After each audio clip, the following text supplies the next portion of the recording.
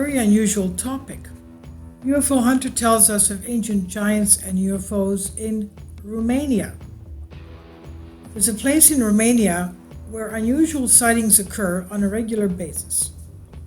From animated UFO sightings to spooky events that seem to defy all logic, this place appears to be craved by every UFOholic. Located on a remote pasture in the Arges country, the county of Arges, the mystical place dubbed the Sanctuary,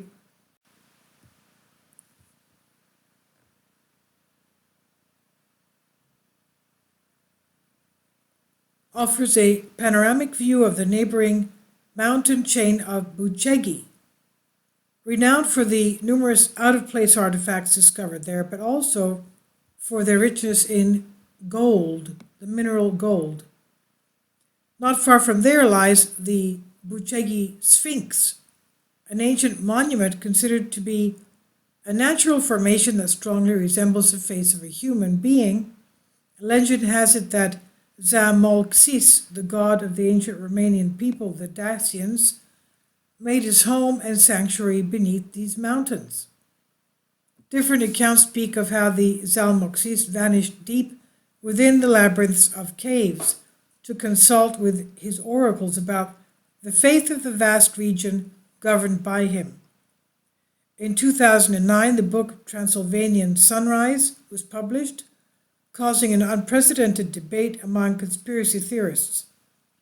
The co-author of the book, Peter Moon, claimed to have worked in tandem with a secret intelligence officer of the Romanian government who revealed to him classified information about an unusual discovery dug up by the Pentagon. The book reads the following. In 2003, the Pentagon discovered, through the use of satellite technology, an anomaly beneath the ancient Sphinx. Through the highest levels of Freemasonry, the Pentagon was able to secure an alliance with the most secret department of the Romanian intelligence service known as the Department Zero. End quote. The find consisted in massive underground tunnels that led the US and Romanian governments to ancient and advanced technology.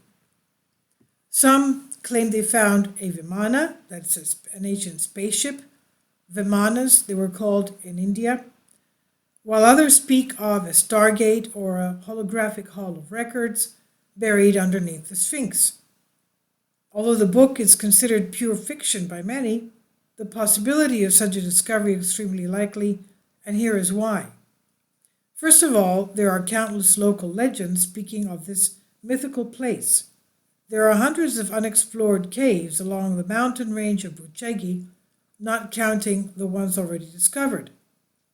Secondly, there's a written content dating from the First World War, telling how the peasants from Dobregia were using underground tunnels that stretched thousands of kilometers beneath the Black Sea. Now, my comment here is, remember that there are tunnels all through Europe, and they're all the way from Turkey, all the way to Cappadocia, all the way down to Scotland. So this is nothing new.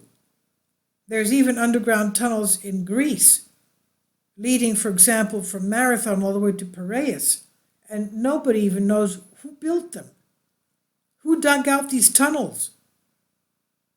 Very mysterious. Anyway, going back to this, through these underground passages, they lead their herds of sheep into Turkey and Asia Minor, where they would sell them for considerable profit. There are two known entrances in the region of Dobregia, but are now sealed due to national security reasons. The underground passage could be linked to the ancient tunnels that have recently been discovered in the Cappadocia region of Turkey, making this story less likely to be just a myth or coincidence. In the 1980s, a group of men working on the canal that unites the river Danube to the Black Sea stumbled across another entrance that carried them from Romania to Bulgaria underneath the vast mass of water. All these tremendous discoveries are being suppressed by the Romanian and foreign governments. However, there are many historians who acknowledge the long heritage of the Romanian people and the mysterious ways their ancestors ruled over the land thousands of years ago. According to Marja Gimbutas, professor at UCLA, their bloodline stretches a considerable span of time. Quote, Romania is the hearth of what I name Old Europe, a cultural entity of 6,500 to 3,500 BC, based on a matriarchal society, theocratic, peaceful, loving, and creators of art that preceded the patriarchal Indo-European societies of warriors from the Bronze and Iron Age. It became evident that this ancient European civilization precedes the Sumerian by millennia. It was a period of harmony in full agreement with the creator energies of nature. End quote. Of course, there are also the clay tablets at Tartaria, which bear an old writing similar to that of the Sumerians, but since they were dated to about 6000 BC, it directly contradicts the general accepted theory according to which the first writings belonged to the Sumerians and ancient Egyptians. Marco Merlini, an Italian archaeologist who studied the artifacts in detail, expressed his point of view. Quote, the bones as well as the tablets are very old. It is a certainty. It is our turn to think that writing began in Europe 2,000 years before the Sumerian writing. In Romania, we have a great treasure, but it does not belong only to Romania, but to the whole of Europe. End quote. The sanctuary. The twisted road led me to this hidden valley surrounded by cliffs and dense forests. I can barely settle because of the dazzling view, but maybe all this enthusiasm because the place I'm about to visit promises to offer an even more impressive panorama. Only a few miles down the road, and I see the first cave, suspended on a steep crag. Its broad entrance makes my sporadic curiosity go beyond the present, thinking of how easily an ancient civilization could have used that place to outlive a global catastrophe. Although I have expected the cave to be a tourist attraction by now, the closed-up view revealed through the binocular lenses disclosed that it was in fact a remote cave that could not be accessed without special mountaineering equipment. At this point, the legendary feeling of the place was slowly becoming a reality. The keeper awaited me at the base of the hill. From there we followed the path until we reached the high pastures. The world I knew vanished entirely after reaching the sanctuary. The tranquility of the place, coupled up with the breathtaking view of the surrounding landscape, gave me a feeling of immortality, but not for me. This is for this hidden wonder that passed the test of time, remaining unaltered after countless wars and an industrial revolution. Now I see why skywatchers and conspirators alike gather here to exchange knowledge and investigate the UFO phenomenon. Our host, Chica, had once been a man of faith. Like every other Romanian, he had deep Christian roots transmitted from one generation to the other. But after the answers provided by religion were not enough to satisfy his thirst for universal knowledge, he was guided to this place where he would undergo a substantial transformation. A few years spent up here had showed him at least a dozen unexplained aerial phenomena, and I'm not talking about the usual chem-spraying riffraff we all know about. Question: what was the most consistent UFO experience you had up here? Answer: I don't have to think much about that, as I'll never forget what I've witnessed back in 2014. The encounter was overwhelming. I'm glad I'm still here to tell the tale. Question: you're insinuating that your life was put in peril by a UFO encounter? Would you mind going into more detail? Answer: it was about when I was sitting relaxing on the porch together with two conspirators. We were discussing about the giant boxes unearthed not far from here when one of us saw a strange light up in the horizon. At first we didn't pay much attention to it, carried on with our conversation, but as soon as every dog in the valley started barking, we pointed our eyes upward to the sky. Now I told you this place is strategically put like a center of a cauldron with rocky walls. You can only access it through where you came from, where the valleys are opening up. There we saw this bright circular light that was slowly hovering over the lowlands. It was heading towards us, and as it did, the barking of the dogs became even louder. Question: could you break down the UFO a bit? Can you describe it to us? Answer: before doing this, I would like to mention that it did not give me an overall feeling of safety. It looked like a sphere of light, but it was moving. Pieces from it seemed to be missing. It was not a complete sphere, more like a liquid object swimming through the air. It continued to hover over the valley until it reached a point about 200 to 300 meters from where we were standing, and now I could see it better. Whenever it moved, its shape was vibrating and changing at the same time. I could see waves fluctuating out of its energy shield, almost like it was alive. Question: so what distresses you about this encounter? Answer: when it was close enough, I could see the faint conic shape of another light emitted by the UFO. It strongly resembled a flashlight scouting in the dark. Then I realized it was looking for something, or maybe scanning the area. The tip of the iceberg was when the luminous sphere directed its light towards us. It stopped at about 150 meters on the right side of the cabin and scanned the face of my friend. My buddies and I were frozen in place at this point, unable to think of a reaction.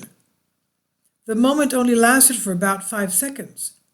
Afterwards, the sphere took flight over the hill, slowly descending for the nearby village, and it continued to move up and down without following a specific pattern. Question: that's a fascinating story. Do you have any viable explanation for it in mind? Answer: at first I thought of it being some sort of military device, considering that they own technology far ahead of our time, and also have several secret bases located in the mountains nearby. But after debating this with the other two witnesses, we've reached the conclusion of it being a living organism.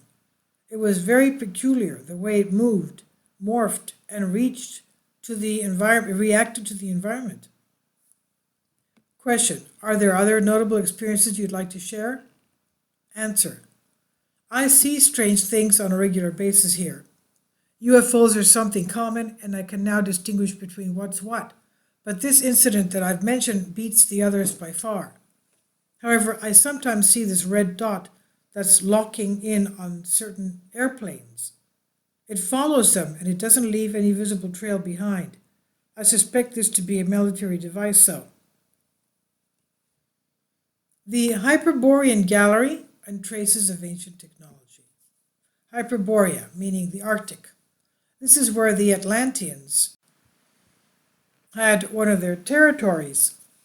And another aspect of this Hyperboreans, from what we read from one of our past videos, the people there, the entities there, were extraterrestrials. And one of them had come to meet Aristotle in order to find out what kind of philosophy he had.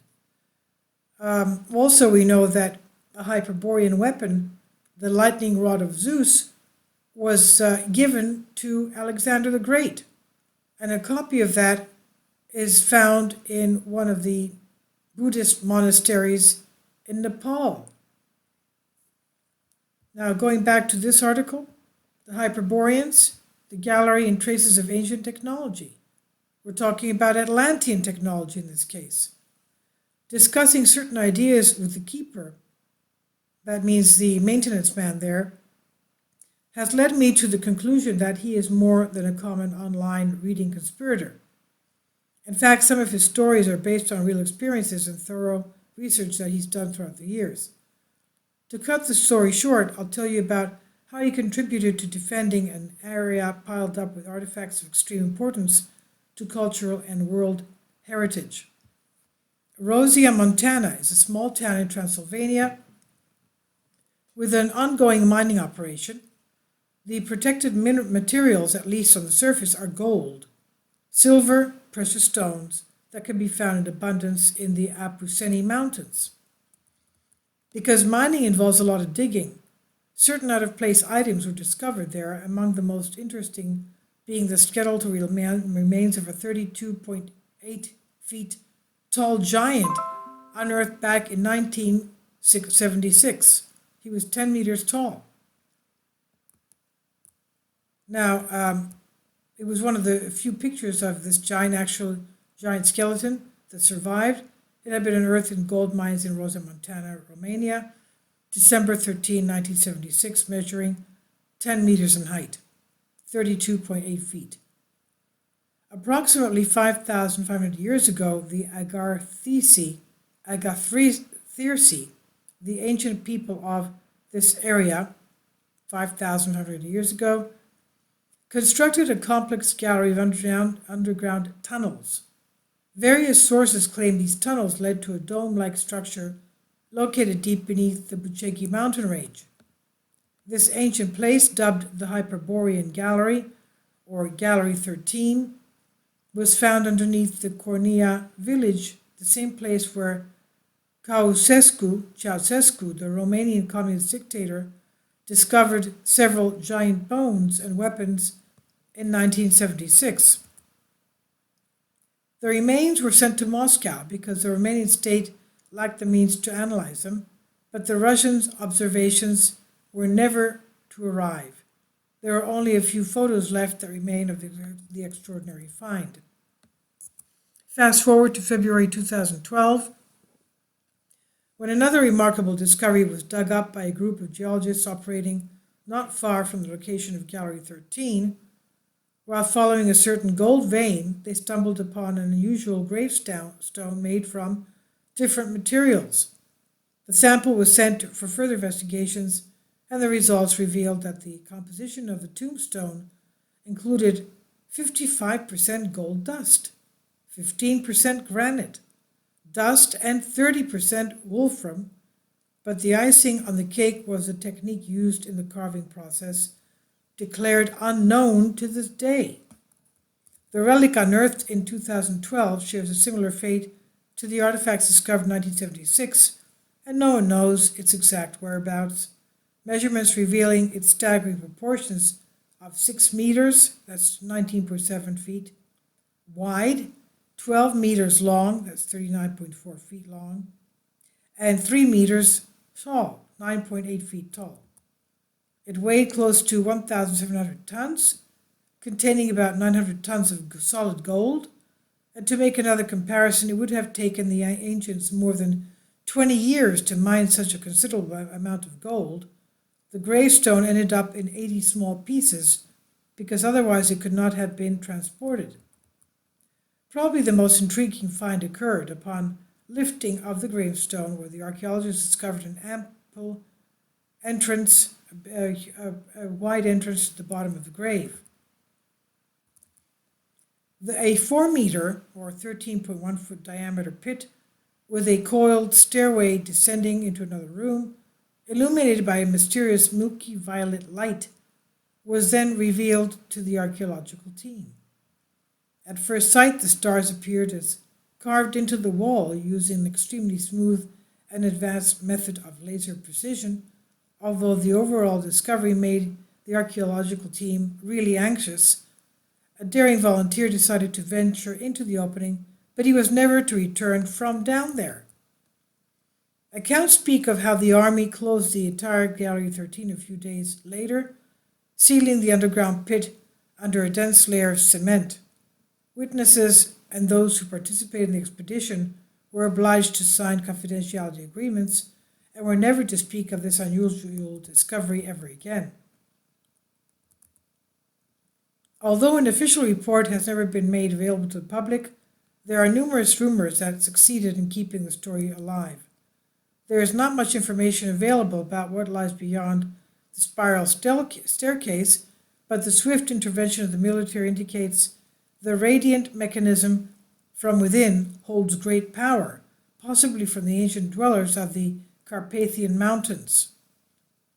The sanctuary is sure to hold lots of answers regarding humanity's forbidden history, and the keeper, that's the maintenance man, is always willing to share his knowledge and offer guidance to every UFO enthusiast that passes his doorstep.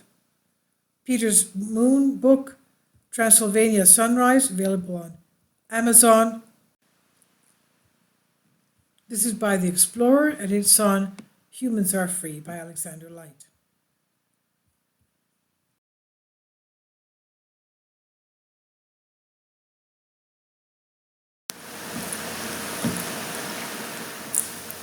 If you'd like to join me on my Patreon account, you will hear content not covered by mainstream media.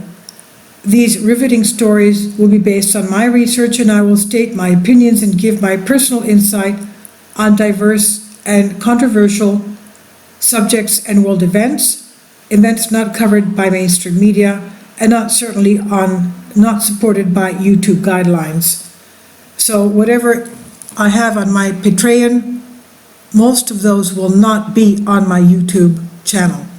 Please consider becoming a member today.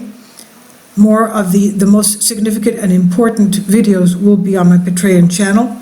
Your support helps me to continue my research and keeps this YouTube channel alive.